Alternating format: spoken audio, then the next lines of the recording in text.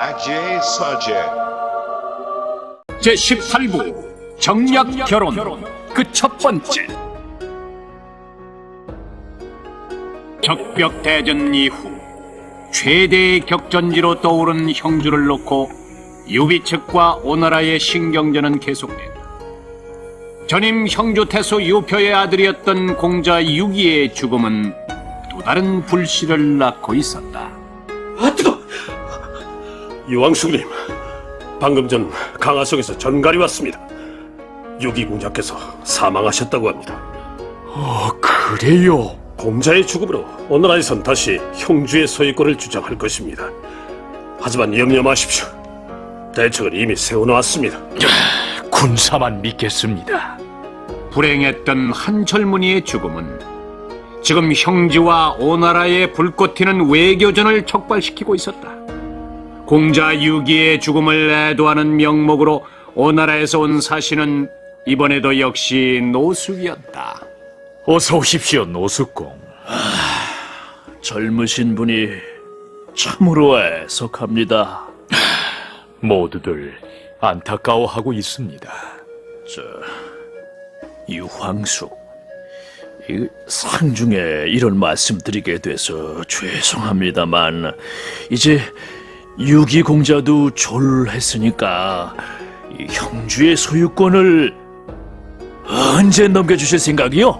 이보시오, 노형. 나는 그래도 오나라의 신하 중에 그대만큼은 지각 있는 사람이라고 믿어왔는데 참으로 어리석고 분별 없는 사람이구려.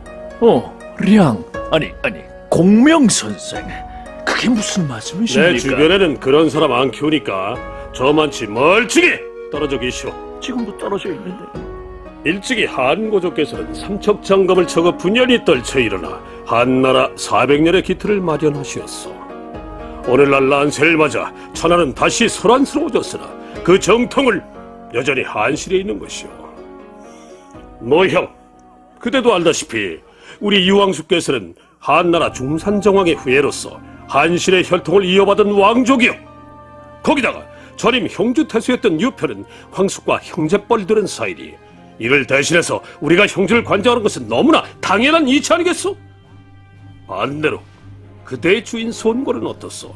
그는 한낱 벼슬아 제 자식으로 감히 강동 81주를 훔친 것도 과하는데 그것도 모자라서 지금 형주까지 탐낸단 말이오. 에라이 도둑고양이. 양! 패! 더구나 지난 적벽대전에서 내 도움이 없었다면 어찌 오나라가 조조를 물리칠 수 있었겠소? 너희 형, 어디 한번 입이 있으면 말해보시오. 언제나 그렇듯이 공명의 달변 앞에 노숙은 다시 꿀먹은 벙어리가 됐다. 그러나 온화한 선비 노숙도 이번만큼은 억울한 듯 공명에게 항변을 시작했다. 꿀 삼키고 해설에 꿀 먹은 벌이란 말 때문에 침 뱉어도 말도 못했네. 참 정말 성질나서. 공명선생은요 참으로 이기적이신 분입니다. 예? 제가 이기적이라뇨? 지금 이 오나라에서는 이 노숙을 의심하는 사람들이 참 많습니다. 제가요 오나라보다도 오히려 유황숙을 위해 더 열심히 일한다고요. 유황숙이 무슨 유황 오리고기집 하는 양반입니까? 내가 아무리 유황 오리 좋아하지만 제가 중간에서 얼마나 난처한지 아십니까? 이번에 다시 빈손으로 돌아가면요 주군을 무슨 면목으로 표현한 말입니까? 어서 걱정도 팔자시오. 자, 이걸 한번 보십시오. 아니 이거 웬 지도입니까? 서척 41주도입니다. 우리의 최종적인 목표는 바로 이곳입니다. 이 땅을 차지하게 되면 형주는 당연히 오나라에 돌려드릴 것입니다. 그때까지만 잠시 기다려 주십시오. 정말이십니까? 하늘 땅, 별 땅, 각기 별 땅. 새끼 손가락 고리 걸고 꼭 약속드리겠습니다. 지난번 다친 금창을 치료하느라 아직 병상에 누워있던 주유는 노숙이 가져온 회담 결과를 듣고 한심한 듯 노숙을 바라보고 있었다. 노숙, 그대는 도대체 너무 착한 거요? 아니면 바보요? 에? 그래, 기껏 가서 해왔다는 게 하늘 땅, 별 땅, 각기 별 땅? 이거요? 하늘 땅, 별 땅, 각기 별 땅, 새끼손가락 거리 걸고, 이것은 말입니다, 이 사나이끼리의 소중한 약속입니다. 공명 나의 량도 함부로 어기지 못할 거예요. 네. 이보시오. 에? 그댄 어째서 하나만 알고 둘은 모르는 거요? 서촉을 갖게 되면 형주를 돌려주겠다고요? 그럼 만약 유비가 평생 서촉을 차지하지 못하면 어쩔 겁니까? 아니 예? 거기까지는 저도 짧아. 이런 결과를 가지고 주군에게 돌아가면 그대는 목숨을 부지하기도 힘들 것이오. 아이고 주도독, 이걸 어쩌면 좋겠습니까? 어쩌긴요, 죽어야지. 라고 하면 긴장감 떨어지니까 업시켜서 걱정 마시오. 내게 한 가지 계책이 있으니까. 계책이요? 우리가 유비의 중매를 서는 겁니다. 유비의 중매를요? 그렇습니다. 유비는 지금 아내를 잃고 호라비 신세 아닙니까?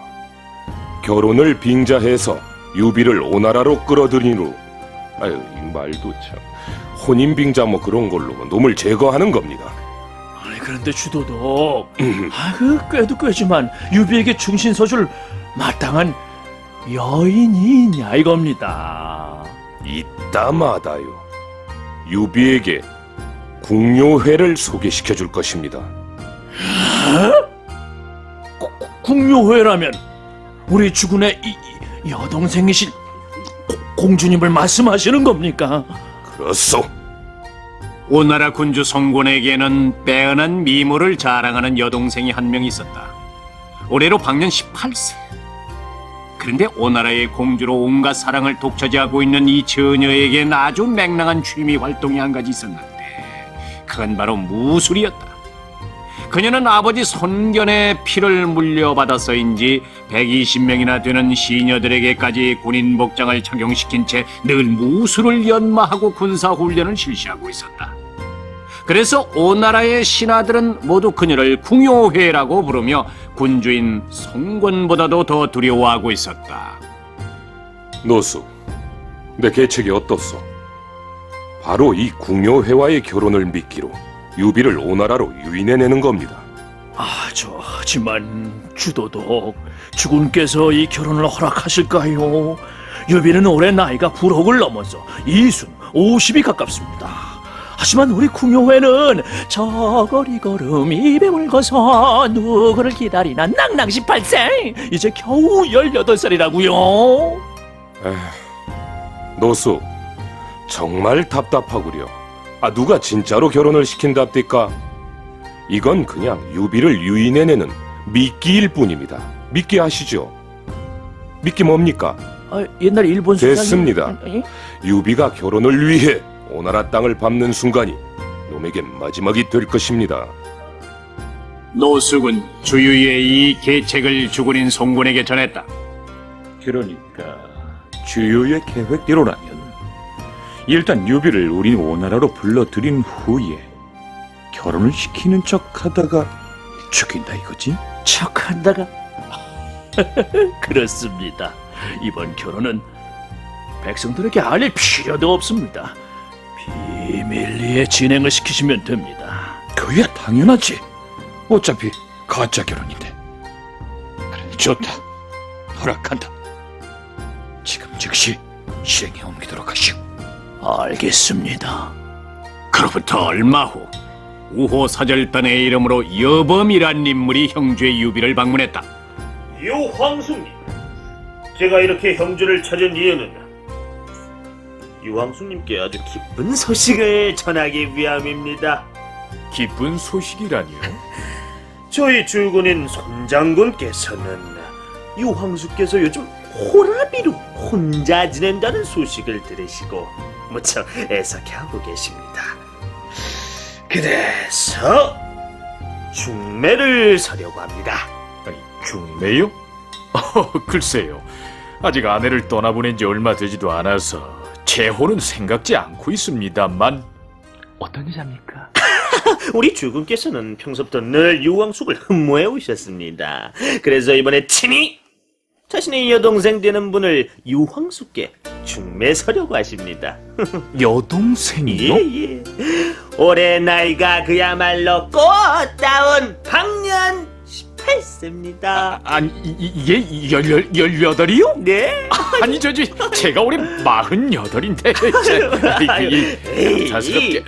사랑엔 국경도 없다고 했습니다. 그건 나이 차이가 무슨 상관이 있겠습니까? 그건요, 이 일부 못된 어른들이 저지르는 이 원조 교제와는 차원이 다른 것입니다. 양국의 우호를 증진시키는 국가적인 경사가 될 것입니다. 한편 이때 공명은 이 두 사람의 밀담을 병풍 뒤에서 엿듣고 있었다. 자, 황숙, 결정을 하시지요. 글쎄요. 잠시 생각할 시간을 좀 주십시오. 이번 주 중안에 결정을 해서 통보해드리겠습니다. 군사, 얘기 다 들으셨죠? 손권이 자기 여동생과 저를 결혼시킨다고 합니다. 예, 들었습니다. 이것은 결혼을 미끼로 황숙을 죽이려는 주유의 계략입니다. 그래요? 그럼 역시 거절해야겠군요. 아닙니다. 허락하십시오. 예? 아니 방금 계략이라고 말씀하지 않으셨습니까? 황숙, 걱정하지 말고 절 믿으십시오. 황숙은 이번에 예쁜 신부를 얻게 되고 저는 주희한테 짭짭 스트라이트 또 한 방 먹일 것입니다. 그로부터 며칠 후 두 번째로 방문한 오나라의 사신은 공명의 예상대로 이런 뜻을 전달해 왔다. 우리 오테테 부인께서는 따님을 워낙 귀여워하시는지라 결혼식을 오나라에서 치렀으면 하십니다. 좋습니다. 당연히 그래야지요. 저희 황숙께서는 조만간 채비를 차려서 오나라로 가겠습니다. 알겠습니다. 그럼 그리 전하겠습니다. 여범을 떠나보낸 후 공명은 조자룡을 불렀다. 조자룡, 그대가 이번 유황숙의 경호 책임을 맡도록 하게. 오나라에 도착하거든 경호의 만전을 기하도록. 알겠나? 알겠습니다. 그리고 이걸 받게. 이게 뭡니까? 비단 주머니세. 모두 3개. 그 안엔 내가 적어놓은 쪽지가 들어있네.